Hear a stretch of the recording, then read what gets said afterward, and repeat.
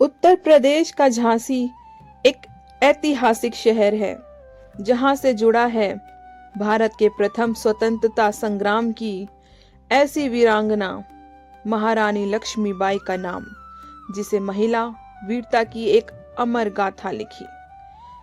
झांसी में रानी के साथ साथ आज से लगभग 400 साल से भी अधिक पहले बना किला भी बेहद महत्वपूर्ण है। यहाँ रानी लक्ष्मीबाई ने अपने जीवन के अहम वर्ष गुजारे। इस किले के चप्पे चप्पे पर रानी लक्ष्मीबाई की छाप देखी जा सकती है। झांसी यह किला बनने और रानी लक्ष्मीबाई के आगमन के बाद इस किले में हर जगह नजर आने वाली उनकी छाप का सिलसिला कुछ इस तरह है।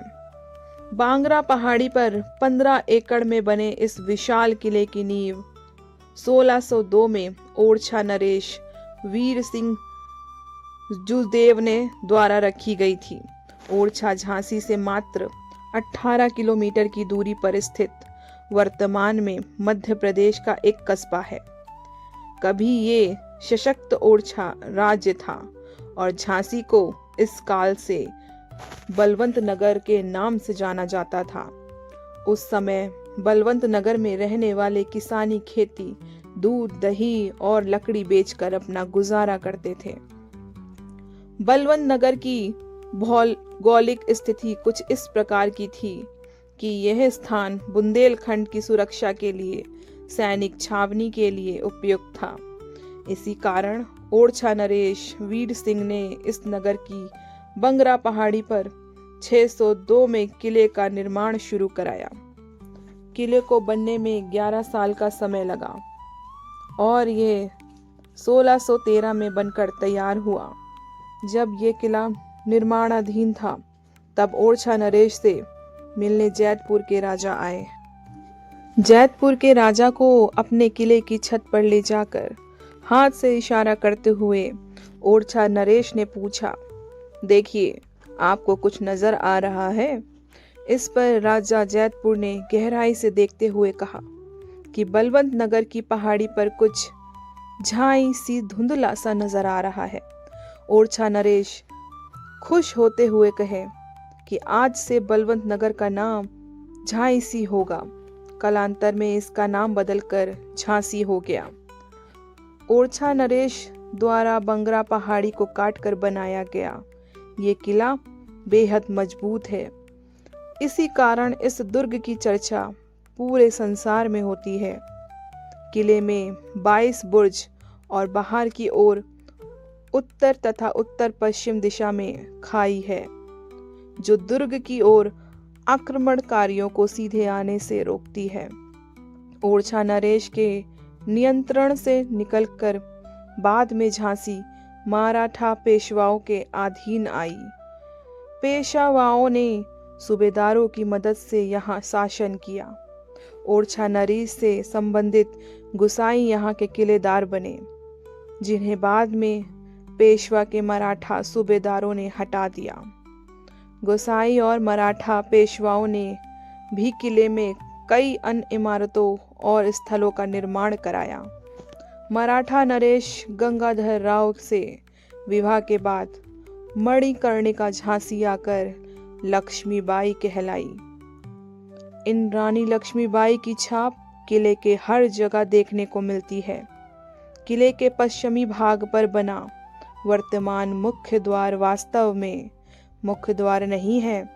किले पर अंग्रेजों के अधिकार के बाद किले की दीवार को तोड़कर यह द्वार बनाया गया था। इसी द्वार के पास रखी है कड़क बिजली तोप, जो किले की सबसे भारी तोप थी। इस तोप को महारानी के विश्वास पात्र गुलाम गौस खां चलाते थे।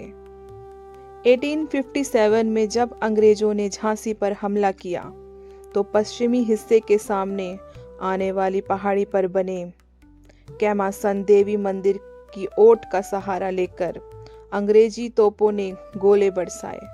उस समय तोप इस हिस्से में बने बुर्ज पर रखी थी, लेकिन महारानी ने मंदिर होने के कारण उस ओर कड़क बिजली तोप नहीं चलाने का आदेश दिया।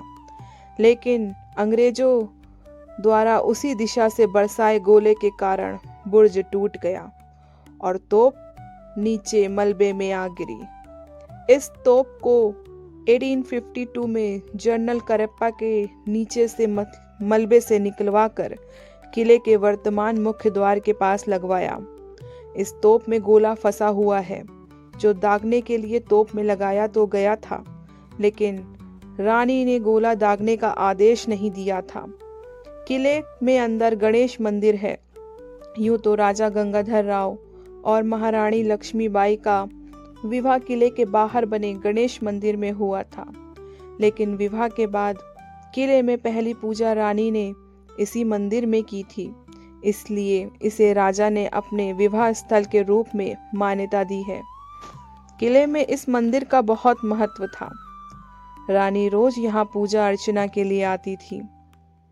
किले के वास्तविक द्वार इसी गणेश मंदिर के नीचे हैं, जो लकड़ी के बने हैं और आज भी किले में मौजूद है। इन्हीं दरवाजों से रानी का किले में आना जाना होता था। किले के मुख्य भाग में कारावास, कालकोठरी, शिव मंदिर, फांसी घर, पंचमहल, पाताली कुआं, गलाम गौस खाम, मोतीबाई व खुदा बख्श की समाधि स्थल और महारानी का छलांग स्थल महत्वपूर्ण जगह है। गंगाधर राव बेहद सख्त राजा थे।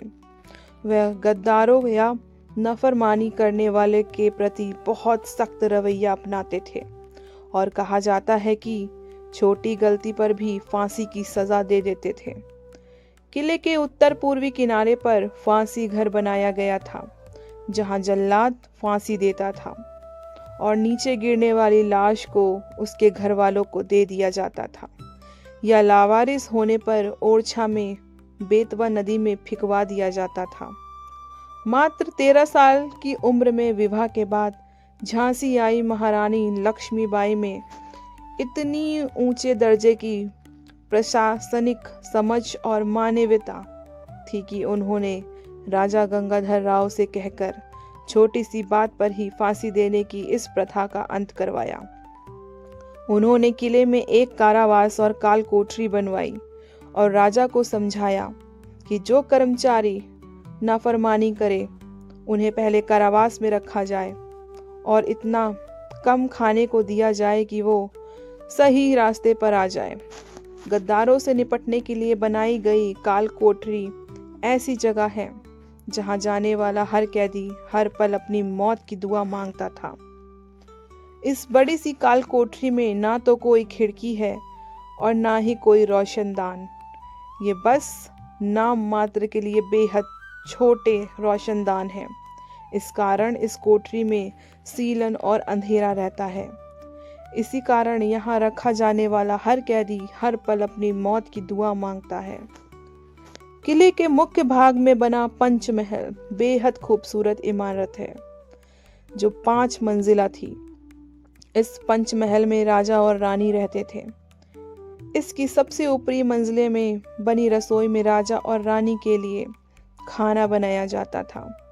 सबसे ऊपरी मंजिले को बाद में अंग्रेजों ने तुड़वा दिया और सपाट कर दिया। उसके नीचे की मंजिल वर्तमान में बंद है। बीच की मंजिल में रानी दोपहर में अपनी सहेलियों के साथ झूला झूलती थी। यह चंदन की लकड़ी का झूला टंगा था। रानी अपनी सहेलियों के साथ फुर्सत के पल बिताती थी। इससे नीचे की मंजिल में रानी व्यायाम करती थी। बारादरी किले में एक ऐसी जगह जो राजा रानी के मनोरंजन के लिए इस्तेमाल होती थी। यहाँ गजराबाई का नृत्य उनके मनोरंजक के लिए होता था। इसी जगह पर सुरक्षा की दृष्टि से भवानी शंकर तोप रखी गई थी, जिसे महिला तोपची मोतीबाई चलाती थी। किले में 1602 में बनाया गया था एक पाताली कुआं। किले के निर्माण के दौरान सबसे पहले कुआं और मंदिर ही बनाया गया था। बाद में किले के बनने में इस्तेमाल हुआ पानी इसी कुएं से लिया गया। ये कुआं आज भी किले में है, जिसका पानी कभी नहीं सूखता। आज भी इस कुएं के पानी का इस्तेमाल साफ सफाई और हरियाली को बनाए रखने के लिए किया जाता है। किले में मौजूद महत्वपूर्ण स्थानों में सबसे महत्वपूर्ण है रानी लक्ष्मीबाई का छलांग स्थल। ये वह जगह है जहां से महारानी ने अपने दत्तक पुत्र को पीठ में बांधकर घोड़े पर सवार होके किले के बाहर छलांग लगाई थी। जब रानी के देवर दुलाजी राव ने उनके साथ धोखा कर ओरछा गेट खोल दिया और अंग्रेजों को किले के अंदर प्रवेश करा दिया। रानी और अंग्रेजों के बीच जबरदस्त लड़ाई हुई। मुंह में घोड़े की लगाम लिए पीछे बेटे को बांधे और दोनों हाथों से तलवार चलाती रानी को युद्ध के बीच में किसी ने पीछे से बरछी मारी, जिसमें रानी बहुत बुरी तरह घायल हो गई। रानी का बहुत खून बहने पर उनकी वफादार झलकारी बाई ने उनसे किला छोड़कर जाने को कहा। झलकारी बाई की शक्ल लक्ष्मीबाई से बहुत ज्यादा मिलती थी। झलकारी बाई की बात मानकर रानी ने किले की दीवार से घोड़े पर बैठकर छलांग लगाई। किले के बाहर स्थित भी कुछ इमारतों में जो रानी से संबंधित है। इसी ही एक इमारत में है रानी महल। राजा गंगाधर राव की मृत्यु के बाद रानी महिला सेना के साथ रहने के लिए रानी महल में रहने चली गई। इसके अलावा लक्ष्मी तालाब के पास गंगाधर राव की समाधि है और काली जी का बड़ा सा मंदिर भी है। रानी रोज काली जी की पूजा करने आती थी। झांसी में कोई ऐसी जगह नहीं है जो महारानी लक्ष्मीबाई के प्रभाव से अछूती रहे। वीरता और पराक्रम की प्रतिमूर्ति रानी का प्रभाव भी किले में मौजूद हर स्थान पर साफ देखा जा सकता है। तो आज हमारी रानी लक्ष्मीबाई की कहानी आपको कैसी लगी? अगर अच्छी लगी तो वीडियो को लाइक करिए और चैनल को सब्सक्राइब करिए।